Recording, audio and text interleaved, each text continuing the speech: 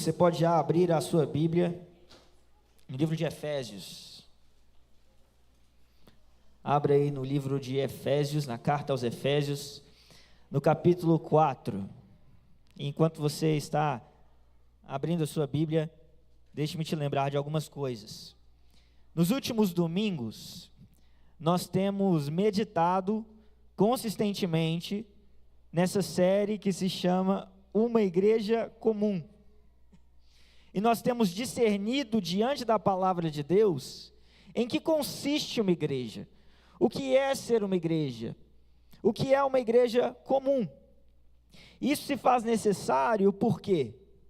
Porque muitas vezes a nossa visão sobre a igreja e a maneira como nós nos relacionamos com a igreja é contaminada pela nossa cultura, contaminada pelo nosso pecado. E por isso, muitas vezes, nós começamos a nos relacionar de modo errado com essa comunidade, com a igreja de Jesus Cristo. E por isso, nós temos voltado em um exercício intencional para meditar, pensar, investigar os essenciais da igreja. O que significa, de fato, ser uma igreja. E no último domingo, nós refletimos a respeito do fato de que uma igreja comum possui unidade. Falamos sobre isso. Hoje, nós vamos pensar sobre uma característica semelhante a essa, porém com um enfoque diferente, à medida que nós vamos investigar essa passagem que está diante de nós, para que nós possamos perceber que uma igreja comum possui pertencimento. E para nós começarmos a pensar sobre o que isso significa, o que significa uma igreja comum possuir pertencimento, eu quero levá-los a pensar um pouco, a considerar um pouco o contexto maior que todos nós vivemos. Nós vivemos um contexto em que há um colapso institucional, há uma grande crise nas instituições.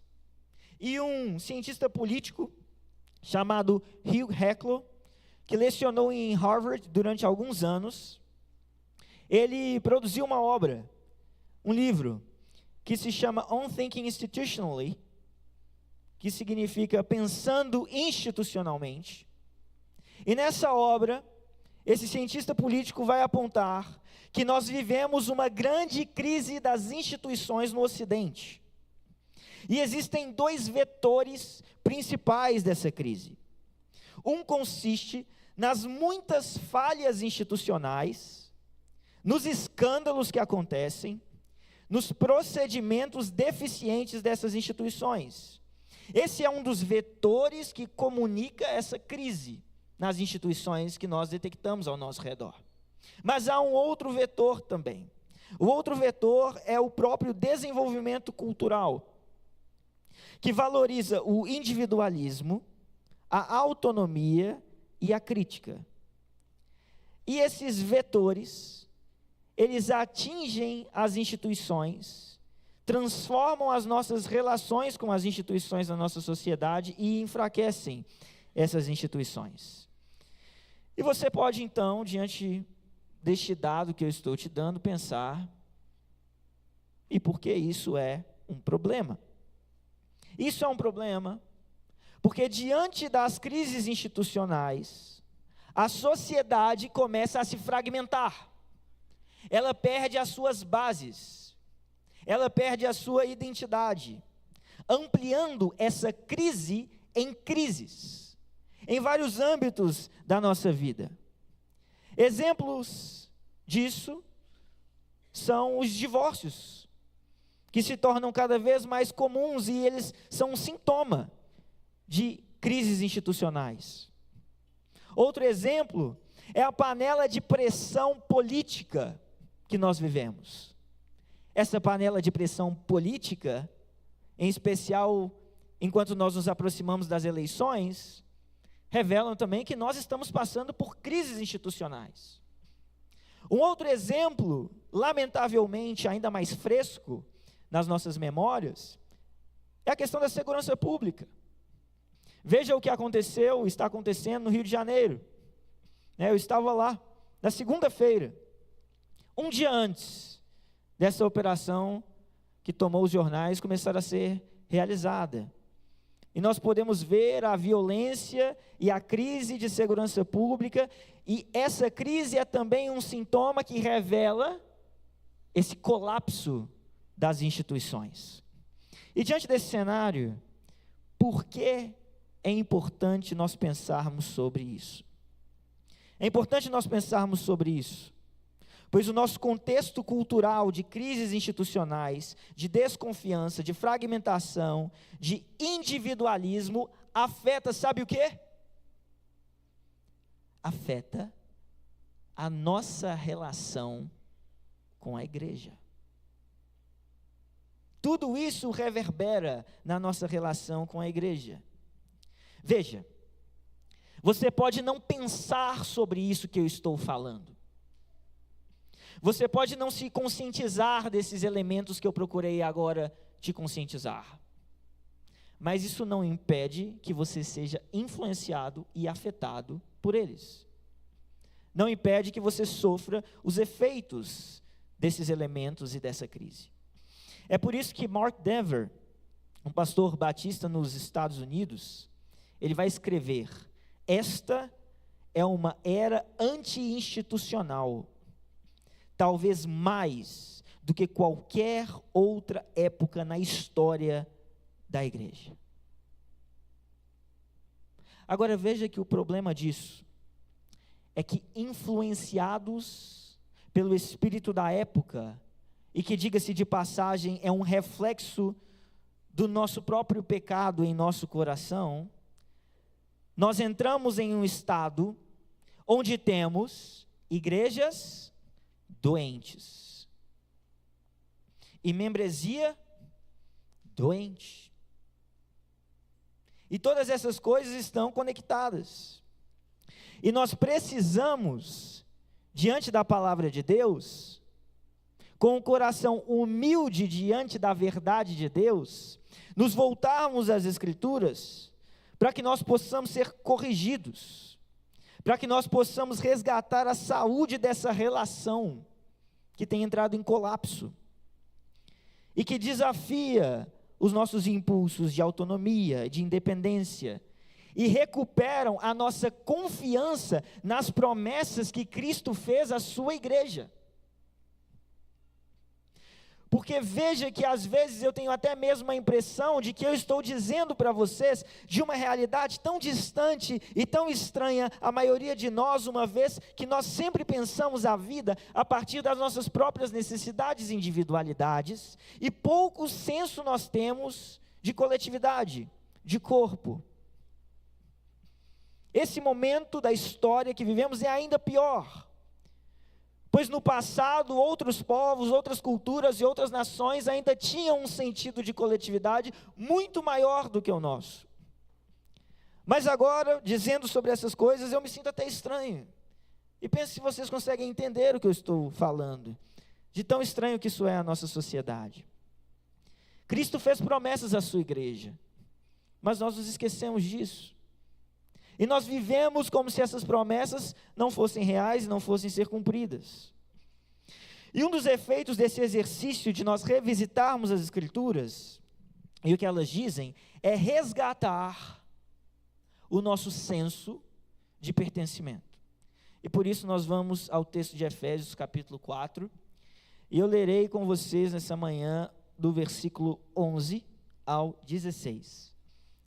Efésios 4, 11 a 16, assim diz a palavra do Senhor: e Ele mesmo concedeu uns para apóstolos, outros para profetas, outros para evangelistas e outros para pastores e mestres, com vistas ao aperfeiçoamento dos santos para o desempenho do seu serviço para a edificação do corpo de Cristo, até que todos cheguemos à unidade da fé e do pleno conhecimento do Filho de Deus, ao estado de pessoa madura, à medida da estatura da plenitude de Cristo. para que não mais sejamos como crianças, arrastados pelas ondas e levados de um lado para o outro por qualquer vento de doutrina, pela artimanha das pessoas, pela astúcia com que induzem ao erro.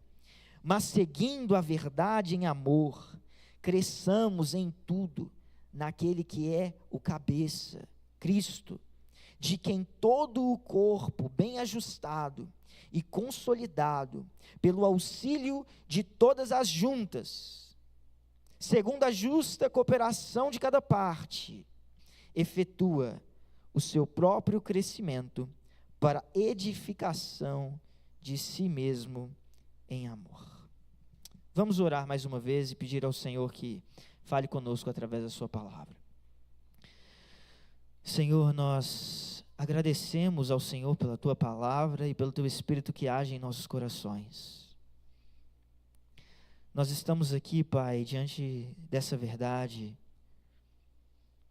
necessitados que o Senhor nos instrua, necessitados que o teu Espírito nos corrija, necessitados de entendermos os caminhos que o Senhor tem para nós, na maneira como nos relacionamos uns com os outros. E eu peço ao Senhor, Deus, que nesses próximos minutos que passaremos juntos, o teu Espírito possa ministrar ao nosso coração.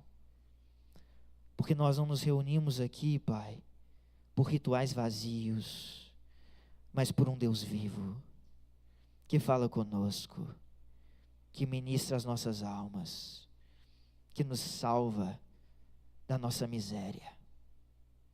E nós pedimos ao Senhor que a tua palavra possa ser lançada ao nosso coração e o teu Espírito trabalhe em nós, mediante a pregação fiel da tua palavra. Assim nós oramos em nome de Jesus Cristo. Amém. Meus irmãos, então, diante dessa passagem que nós lemos, nós temos que pensar sobre o nosso contexto de crises institucionais e de como esse contexto afeta, atinge, transforma a nossa relação com a igreja. E para isso nós precisamos de resgatar o sentido daquilo que o apóstolo Paulo está escrevendo nesses versículos que nós lemos. E o movimento que precisamos fazer aqui primeiro é o movimento de darmos um passo atrás e de ampliarmos essa visão dessa passagem que nós lemos. E se nós fizermos isso, nós vamos entender que a carta aos Efésios pode ser compreendida a partir de duas grandes partes, de duas grandes porções. A primeira parte consiste nos 3 primeiros capítulos. E nesses 3 primeiros capítulos, o apóstolo Paulo vai indicar tudo aquilo que Cristo fez, tudo aquilo que o Senhor realizou por meio de Cristo, e ele vai entregar uma espécie de louvor por tudo isso que Cristo realizou por nós. Ele está como que dizendo a nós: vejam tudo aquilo que Cristo fez, e vejam tudo aquilo que Cristo tem feito em nós. Mas a segunda grande porção de Efésios, dos capítulos 4 a 6, vai ter uma alteração nessa dinâmica. Porque nesses últimos 3 capítulos, o movimento não é o de vejam primordialmente, mas é o movimento de respondam. Nessa segunda porção, o apóstolo Paulo está dizendo: diante de tudo isso que Cristo realizou, como nós viveremos?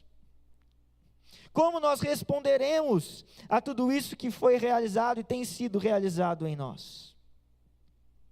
Veja que a vida cristã não é uma vida de contemplação, mas é uma vida de ação em resposta àquilo que é contemplado.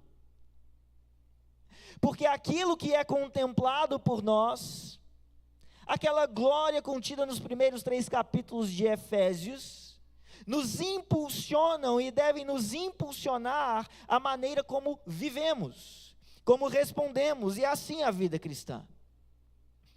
Não é uma vida da filosofia teórica apenas, mas é uma vida da prática. E é nessa segunda parte, a parte da chamada à ação, que está a nossa passagem hoje. Ela compõe esse movimento de resposta a tudo aquilo que o Senhor realizou diante de nós, em Cristo Jesus. O que vem da primeira parte de Efésios, no entanto, mas é chave para nós compreendermos esse movimento de resposta do qual nós vamos estar falando aqui, é um outro movimento descrito em Efésios. O movimento de união que é orquestrado por Deus. Em Efésios 1, após uma belíssima exaltação de Cristo, o apóstolo Paulo registra que o Pai, agora palavras de Paulo, sujeitou todas as coisas debaixo dos pés de Cristo, e para ser o cabeça sobre todas as coisas, o deu à igreja, a qual é o seu corpo, a plenitude daquele que a tudo enche em todas as coisas. Efésios 1. E ele completa mais à frente em Efésios 2, dizendo: de dois povos ele fez um só, e na sua carne derrubou a parede de separação que estava no meio, a inimizade. Sabe o que isso significa? Isso significa que não existe vida cristã em isolamento. Não existe vida cristã em isolamento. Eu não faço isso muito não, mas hoje eu tenho que ter certeza que vocês estão me entendendo. Diga assim: não existe vida cristã em isolamento. Você precisa guardar isso. Você precisa entender isso. Essa é uma verdade comunicada a nós. A vida cristã, ela é essencialmente uma vida de união a Cristo. E, portanto, a sua igreja. E, portanto, ao corpo de Cristo. Assim, a vida cristã é uma vida de pertencimento, e isso pode parecer óbvio para você, mas na verdade, isso é um grande problema. Um grande problema para você, e um grande problema para mim. Eu digo isso porque, voltando à realidade que se apresenta em nossa cultura, há nela e em nossos corações um movimento contrário ao movimento de Deus. Os nossos impulsos são de autonomia, independência, insubmissão, ainda que as nossas necessidades reais sejam de amparo, comunidade, confiança. Há aqui então um paradoxo entre aquilo que precisamos e aquilo que fazemos. Esses impulsos, no entanto, eles são confrontados exatamente por essa resposta a que Cristo nos chama e que nós vamos meditar nela hoje. No trecho que nós lemos, do versículo 11 ao versículo 16, do capítulo 4 de Efésios, Cristo está nos chamando a vínculos que nos identificam como sua igreja e dão testemunho de que nós pertencemos a Ele. Deus está nos chamando a esses vínculos. Esses vínculos nos lembram que a igreja é um lugar de pertencimento. Mas quais são esses vínculos? Quais são esses vínculos que antagonizam todos esses desejos de autonomia e independência que eu carrego dentro de mim, mas aos quais eu sou chamado diante da palavra de Deus? E aqui nessa manhã nós vamos ver 3 vínculos que nós podemos entender diante desse texto. O primeiro vínculo, eu vou chamar de o vínculo da ordem. O vínculo da ordem. Veja os versículos 11 a 12.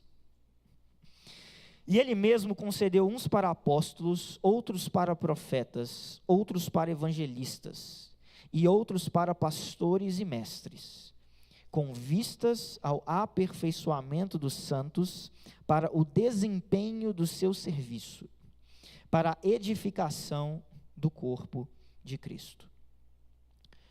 No início do capítulo 4 de Efésios, Paulo vai dar uma grande ênfase na unidade que deve existir entre o povo de Deus, na igreja.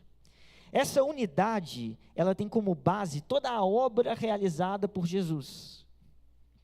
E diante dessa obra nós somos desafiados, porque essa unidade é também, não só tem como base a obra realizada por Jesus, mas ela deve ser uma resposta à obra realizada por Jesus. E Paulo então segue centralizando essa resposta esperada de nós ao redor daquilo que Cristo fez e daquilo que Cristo faz em nós, quando ele vai dizer, finalmente, e ele mesmo, Cristo, se você observar os versículos anteriores, você vai ver isso claramente, e ele mesmo concedeu. Ou seja, Paulo está nos dizendo de algo que Cristo deu à sua igreja, um presente. Então nós sabemos aqui quem deu o presente, Cristo. Sabemos a quem foi dado, a igreja. Mas qual é esse presente que foi dado? O que ele concedeu? Ele concedeu uns para apóstolos, outros para profetas, outros para evangelistas e outros para pastores e mestres.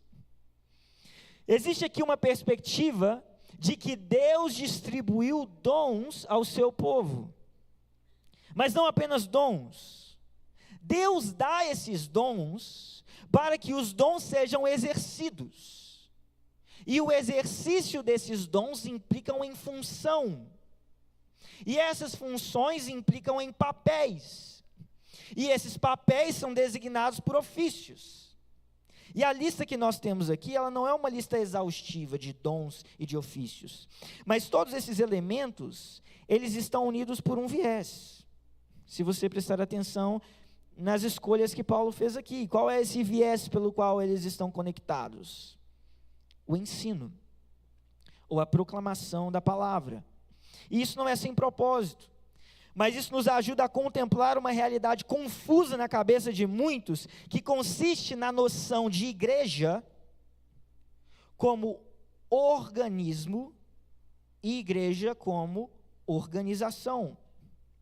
A palavra organismo nos convida a pensar a igreja como um ser vivo, como uma dinamicidade de relacionamentos, como um desenvolvimento orgânico, como um desenvolvimento natural, relacional.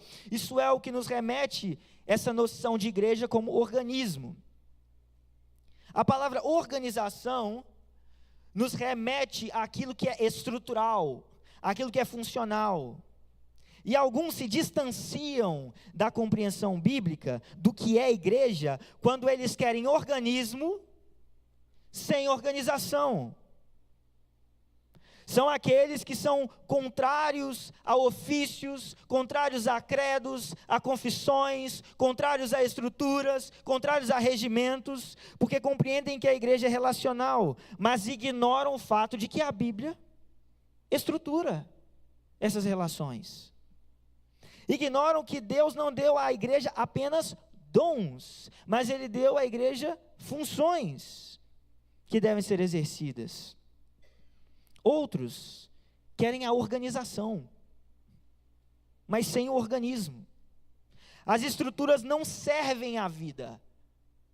Eles passam a zelar pelas estruturas de maneira que ela sufoca a vida. Eles trocam o sopro e a vida e o afeto do Espírito pela previsibilidade e controle do que está sujeito à sua compreensão teológica, e ai de Deus se ele não seguir o seu programa. São aqueles que querem a organização, mas não querem o organismo. Ambas são visões antibíblicas e são visões deficientes. A Bíblia nos apresenta uma igreja que é um organismo organizado. O sopro do Espírito enche os corações, mas ele também ordena o exercício desses corações cheios. Ele também instrui o caminho para o exercício desses corações. Jesus é o noivo da igreja. Mas Jesus também é o seu governante. Jesus se relaciona com a igreja por meio do afeto, da relação, da organicidade, mas Jesus também dá instrução, ordem à igreja. Jesus distribui dons à sua igreja, mas o próprio exercício dos dons tem modo e forma que geram ordem. A ordem é, por exemplo, uma consequência do ensino e uma condição para o ensino.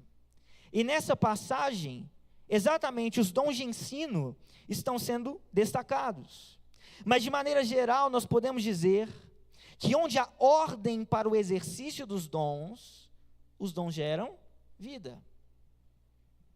Ou seja, o organismo é a razão da organização. E a organização é para a vida do organismo. Ambos vêm de Deus, e nós não podemos ser negligentes com isso.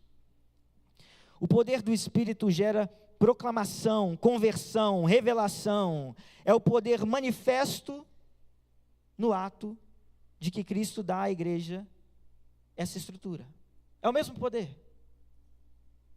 É diante desse poder que gera todas essas coisas, todo esse relacionamento, toda essa experiência que ele concedeu a apóstolos, evangelistas, profetas, pastores e mestres. Essa é a relação entre a vida e a ordem que nós temos aqui e que gera aquilo que nós vamos ler no versículo 12.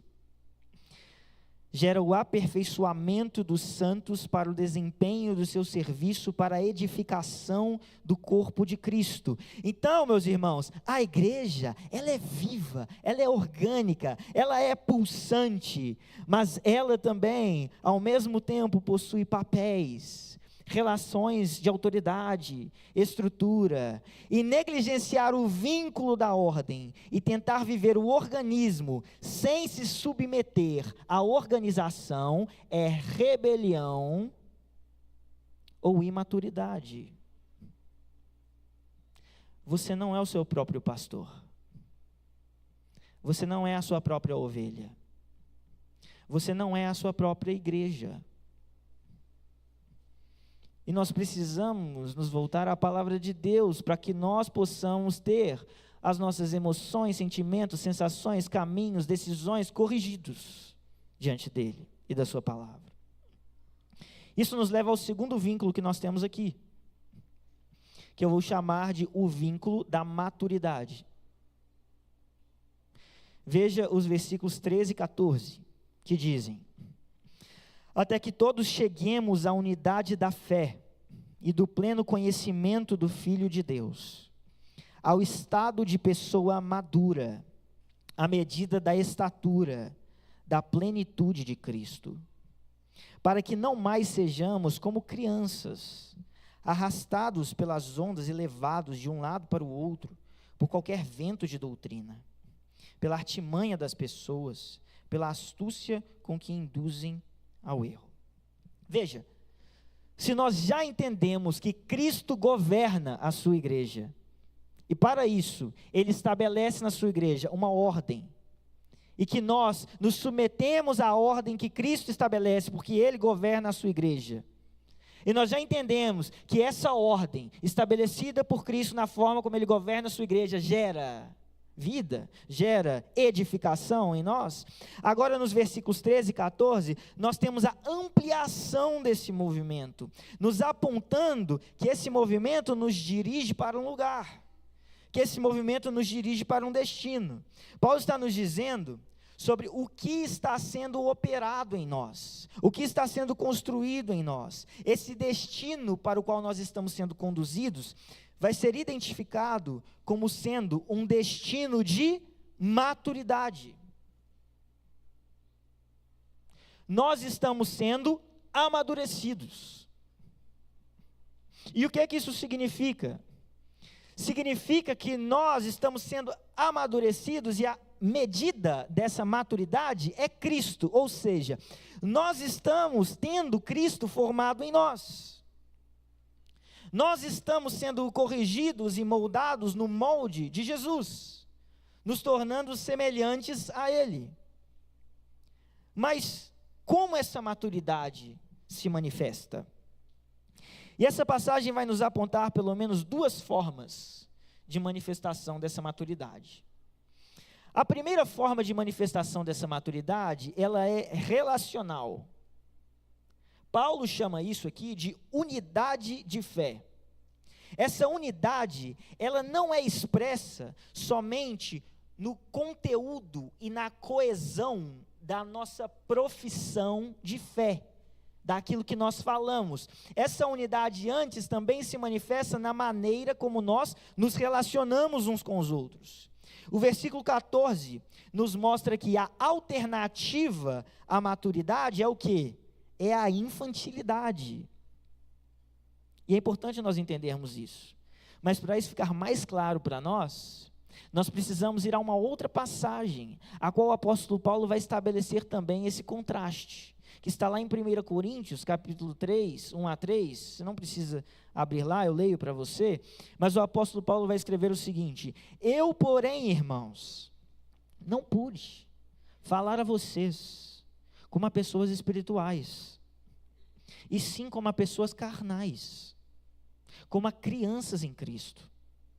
Eu lhes dei leite para beber, não pude alimentá-los com comida sólida, porque vocês ainda não podiam suportar, nem agora podem, porque vocês ainda são carnais. Porque se há ciúmes e brigas entre vocês, será que isso não mostra que são carnais e que andam segundo os padrões humanos? Um povo que se relaciona como um povo que briga, e como um povo enciumado, é um povo infantil, e um povo carnal. Esse não é o estado da maturidade para o qual Cristo está nos conduzindo. Nós somos chamados aqui ao vínculo da maturidade, ao vínculo que te faz entender que se você fica com ciúminho da irmã ou do irmão, ou se você fica com briguinhas e intrigas, você não se parece com Cristo, você é infantil e você é imaturo. É isso que Paulo está dizendo e nós precisamos ouvir. Quando você faz críticas, supostamente em nome da sã doutrina, supostamente em nome da pureza da igreja, mas as suas críticas são orientadas por uma inveja e um ciúme no fundo do seu coração, porque na verdade você está cedendo ao seu pecado, você é infantil e você é imaturo. É isso que Paulo está dizendo. Quando você fica ressentido, porque supostamente ninguém presta atenção em você, ninguém cuida de você, ninguém dá atenção para o que você está precisando, mas na verdade você nunca falou, você nunca pediu, você nunca foi atrás, você nunca se relacionou, você está sendo infantil, imaturo. Cristo nos chama ao vínculo da maturidade, e isso se manifesta num ambiente relacional de perdão, de serviço, de humildade, de compromisso, de amor sacrificial. A segunda forma pela qual a maturidade se manifesta aqui nessa passagem é a doutrinária. A maturidade é apresentada aqui como o conhecimento do Filho de Deus, e a criancice é aqui como sermos arrastados pelas ondas e levados de um lado para o outro por qualquer vento de doutrina. E aqui nós precisamos voltar mais uma vez à ideia de que o Senhor, não fui eu, não foi o pastor João, não foi o pastor Rodrigo, não foi o pastor Gleidson, o Senhor deu à igreja apóstolos, profetas, evangelistas, pastores e mestres para protegerem a igreja, não porque eles são fortes, não porque eles podem lutar contra tudo e todos, mas porque eles têm uma função que protege a igreja. Qual que é? A proclamação da verdade, porque é a palavra de Deus que guarda os nossos corações, que nos protege da mentira, que nos conduz ao caminho da maturidade. E por isso essa maturidade se manifesta doutrinariamente também. Sabe o que é triste, porém? Hoje nós vivemos um movimento generalizado, que é um movimento contrário à maturidade bíblica. Esse movimento, ele rompe completamente com a noção de pertencimento à igreja, e ele se volta para o eu. Ele rompe com as estruturas colocadas no lugar pelas Escrituras, e ele se move em busca dos próprios interesses espirituais, divorciados da noção de corpo. Jonathan Leeman, um presbítero nos Estados Unidos, de uma igreja batista em Washington, ele vai escrever o seguinte: a espiritualidade contemporânea concentra-se na expressão individual e na autorrealização. Lemos livros, participamos de conferências que nos mandam ouvir a voz de Deus, perseguir os planos que Ele tem para nós, descobrir nossos dons exclusivos, registrar nossa história, praticar a presença de Deus no silêncio da consciência, experimentá-lo e dar um passo em direção ao desconhecido por causa dele. A pergunta que nos motiva não é: que responsabilidades e obrigações tenho para com a família de Deus? Mas, como posso ser tudo o que Deus planejou para mim? Veja que, se você quer ser tudo o que Deus planejou para você, você deveria começar pela outra pergunta: quais são as minhas responsabilidades para com a família de Deus? Lembre-se que Deus não se revelou a você a parte da sua igreja. Não foi. Nenhum de vocês. Há aqui uma rede enorme do corpo de Cristo. Desde os apóstolos, que foram perseguidos e mortos, passando pelos missionários que deixaram as suas nações, chegando à sua professora na sua infância na escola dominical, aos seus pais e aos seus amigos, aos pastores e evangelistas que passaram pela sua história. O Senhor não se revelou a você à parte da sua igreja, mas Ele trabalha por meio da sua igreja. A nossa fé não é isolada e não pode ser vivida em isolamento. Nós precisamos de uma consciência maior de que nós pertencemos ao corpo de Cristo. Agora, tome cuidado e veja o seguinte: eu não estou dizendo para você que Deus não te conhece individualmente. Eu não estou dizendo para você que Deus não pode ter um plano específico para um momento da sua vida e não se relaciona com o seu coração, com as suas necessidades, com as suas ansiedades. Eu estou dizendo apenas que Ele não faz isso à parte da sua igreja. Deus pode ter um plano para você, mas esse plano te encaixa dentro da história desse corpo. Esse plano está sob o guarda-chuva do plano de Deus para a igreja.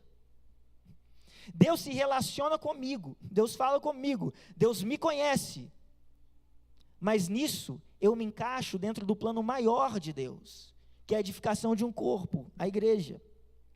Nós precisamos de mais gratidão demonstrada em compromisso. Não com a IBAGE, não com o ministério de homens, não com o ministério de mulheres, não com o ministério de ação social, mas com o reino de Cristo, que se manifesta sim, na igreja local. Mas um dos piores inimigos da maturidade é o que o Leeman vai chamar de koinonia sem politeia. Ou seja, as pessoas querem comunhão sem governo. Elas querem se submeter a uma experiência espiritual, relacional, mas elas não querem se submeter às estruturas que Deus institui na sua palavra para governar a sua igreja. Deus institui em sua palavra essas estruturas, mas elas não querem compromisso, não querem prestar contas, não querem o risco de serem corrigidas, não querem o risco de serem disciplinadas, não querem ter compromisso. E você sabe o que isso impede? A verdadeira comunhão. Porque para que a verdadeira comunhão aconteça, tem de haver comprometimento, não com o regimento da IBAGE. Não é, eu não estou te pregando sobre a IBAGE, eu não estou te falando sobre o nosso endereço, mas eu estou te dizendo que aqui nessas paredes se reúne a igreja local de Jesus. O regimento é o dele. A estrutura é a dele, a maneira como ele organizou a igreja, é isso que nós queremos fazer aqui, é para isso os nossos esforços. O herói do nosso tempo é o antissistema. Mas eu tenho um aviso para você: cuidado, para que você não seja achado lutando contra o sistema de Deus. Cuidado.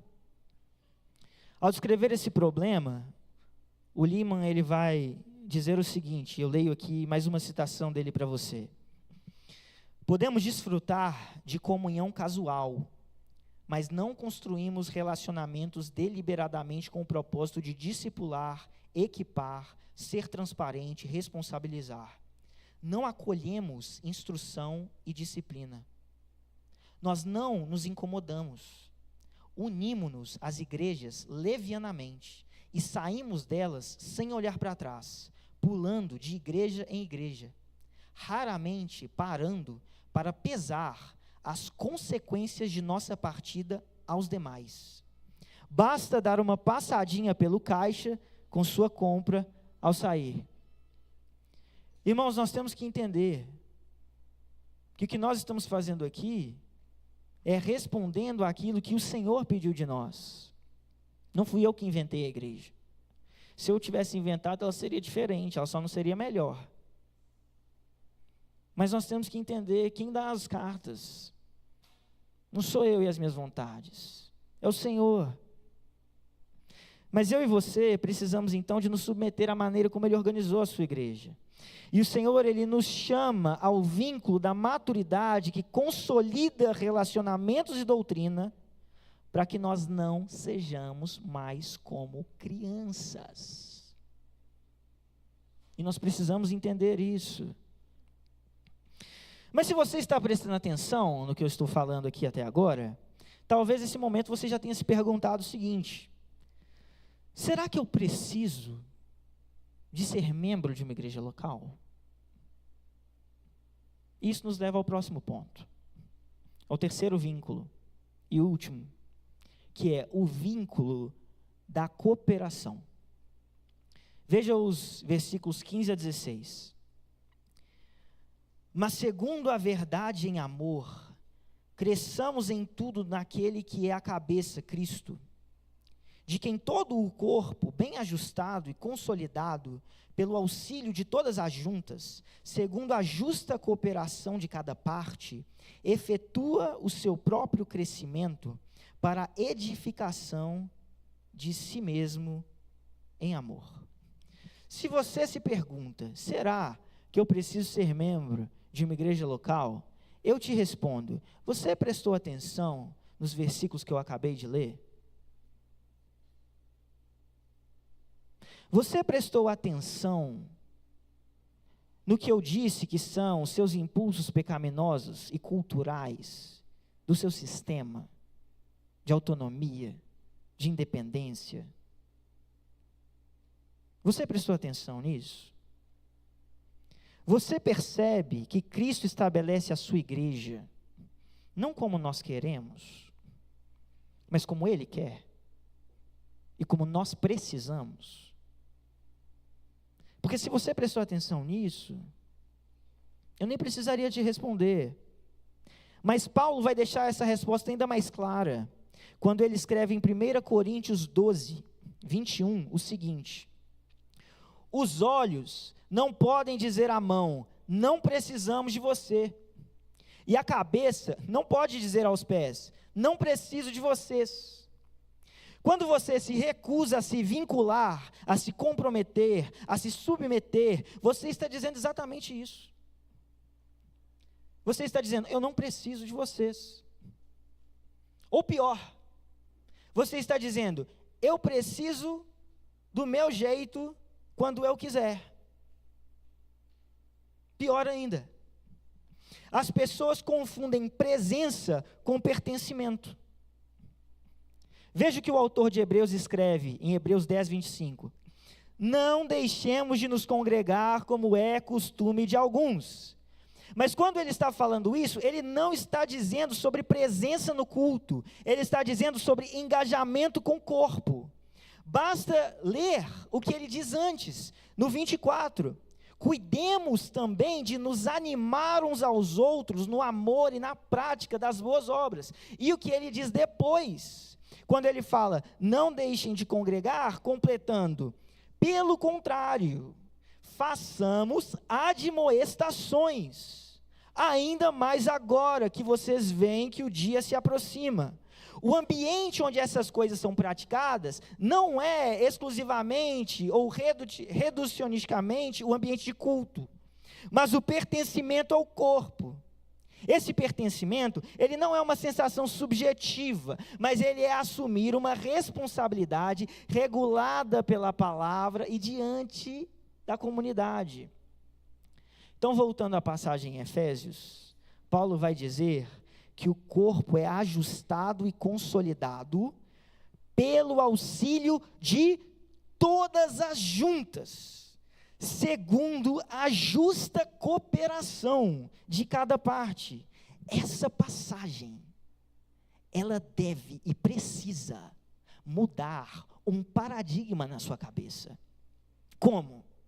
Se você entende que o auxílio e cooperação de todas as partes é que ajusta e consolida o corpo, você pode voltar agora ao versículo 12, que diz que os apóstolos, profetas, evangelistas, pastores e mestres foram dados com vista ao aperfeiçoamento dos santos, para o desempenho do seu serviço, para a edificação do corpo de Cristo.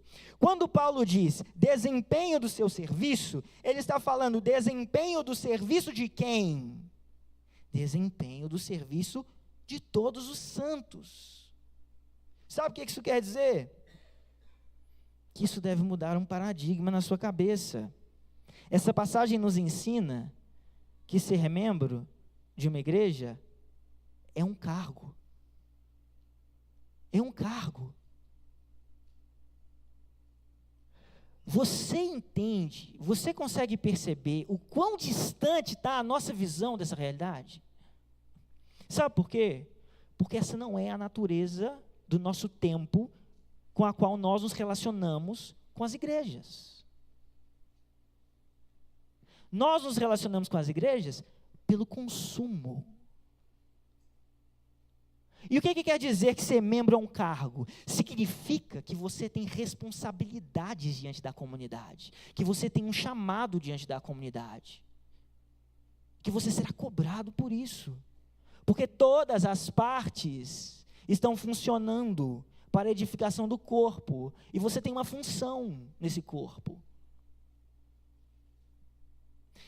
E nós temos que parar e lutar contra essa lógica do nosso coração de se relacionar com a igreja pelo consumo. É uma relação líquida. É uma relação completamente solúvel. Não é assim que o Senhor nos chamou para viver. E nós temos que viver da forma como Ele nos chamou. Você tem uma função, uma missão, uma vocação. E isso não é assumido com base em um sentimento individual, mas com base em um comprometimento real. Agora, deixe-me te dizer uma coisa. Talvez você tenha uma história de traumas, de pastores abusivos, envaidecidos, de homens surtados pelo poder. Tem muitos, eu já conheci vários. Talvez você tenha uma história de comunidades infiéis, mas escute. Você não pode ser governado pelas suas experiências, nem desejos, nem traumas, nem receios, nem medos, nem preguiça. Você tem que ser governado pela palavra de Deus. E eu e você precisamos de nos submeter ao que diz a palavra de Deus e ao que Cristo espera de nós e as promessas e ordens que Ele deu à sua igreja. Nós precisamos responder. Isso é caminhar em fidelidade. Não existe caminhada em meia fidelidade. É claro que por uma razão circunstancial da sua vida, você pode estar em transição, você pode estar mudando de igreja, você pode estar mudando de cidade, você pode. Mas eu não estou falando disso. Eu estou falando da natureza da relação com a qual nós assumimos com o corpo de Cristo, que é uma natureza de responsabilidade. Nós precisamos assumir uma posição real, de submissão mútua, de prestação de contas, de pastoreio, de declaração pública de fé. Preste atenção, essa igreja não é igreja de homem nenhum, senão o Deus homem Jesus Cristo. E é por isso que eu estou aqui. É por isso que eu estou exercendo a minha função aqui, nesse lugar. Porque se não fosse assim, eu sairia. Essa igreja é a igreja de Cristo. Ele é o chefe. Nós respondemos a Ele sobre todos. E nós temos que perceber isso, porque às vezes nós nos relacionamos com a igreja como se ela pertencesse a um pastor. A igreja do... Não, a igreja de Cristo. Tem até uma história famosa de Spurgeon, que ele encontra lá um bêbado, e ele fala que ele é um convertido de Spurgeon, e ele fala assim, deve ser um convertido meu mesmo, porque se fosse de Cristo, você não estava aí. A igreja é a igreja de Cristo, e é por isso que eu estou aqui, e é por isso que você deve estar aqui. Quando você está servindo aqui, você não está me servindo não, você está servindo primeiro a Cristo, e eu estou sendo edificado pelo seu serviço. Porque Cristo está trabalhando por meio disso. Então preste atenção, gente. Nós precisamos ouvir o que Deus está falando na sua palavra. Nós precisamos entender que a igreja não tem clientes, tem membros. Para consolidação e ajuste no exercício da sua responsabilidade para com esse corpo. Foi Deus quem organizou a igreja quando Ele instituiu líderes, cargos, requisitos e critérios para esses cargos, disciplinas, ordenanças. Foi Ele.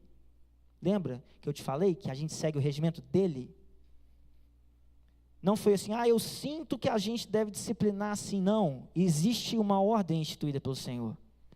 Eu sinto que a gente deve escolher um presbítero assim, não. Existe uma ordem que foi dada pelo Senhor. A igreja é de Cristo. Você não precisa ser membro dessa igreja local. Esse sermão, ele não é para captar membros para a IBAGE. Não é. Mas você precisa se submeter a uma relação humilde de pastoreio, de disciplina, de responsabilidade, de discipulado, e para isso você não precisa ser membro na IBAGE, mas você precisa ser membro de uma comunidade local, de uma comunidade de crentes, que pratique o que Cristo instituiu na sua palavra, e a minha recomendação é que você encontre uma igreja saudável. E a igreja saudável é medida pela fidelidade dela às Escrituras. Certo? Então, se você está entendendo isso daqui como um recado, porque eu quero a nossa próxima classe de membresia cheia, você não entendeu nada. Você não entendeu nada. O que eu quero é que você chegue ao caminho de maturidade da fé. E a receita não fui eu que escrevi. Eu só estou te contando a receita. E nós precisamos, todos nós, eu incluso, de sair do nosso lugar de conforto e de obedecer o que Deus pede na sua palavra. Do contrário, o que é isso que eu creio, que eu seleciono o que eu quero? Que eu seleciono o que eu vou obedecer e o que eu não vou obedecer?